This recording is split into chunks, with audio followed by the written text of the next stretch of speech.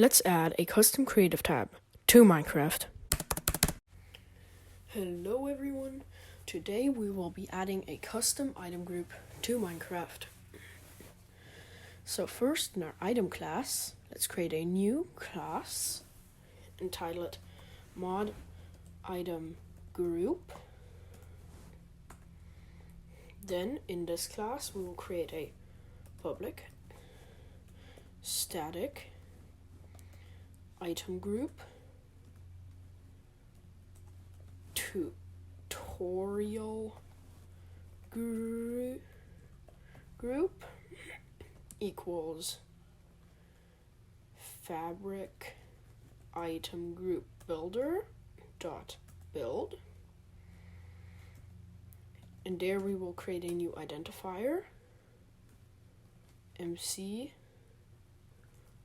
mod tutorial mod dot mod ID, and this is going to be tutorial group. Then after that, we create a supplier like this. If you don't know what a supplier is, you might want to try to learn what supplies are. I am not going to teach Java in this course. New item stack of mod items dot tin ingot. This will be the icon for the item stack. Now next, we go into mod items, and then there we do mod item group dot tutorial group, and same with this one, mod item group dot tutorial group. So let's start the game. So now let's open our creative menu and check if it's there. It's not, but there's an arrow which we can go to page 2.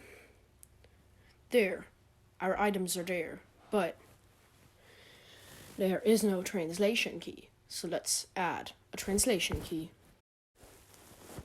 So now that we are in our enus.json file, let's create item group dot tutorial mod dot tutorial group tutorial creative tab. So now let's test it out. So let's open our inventory and go to page 2.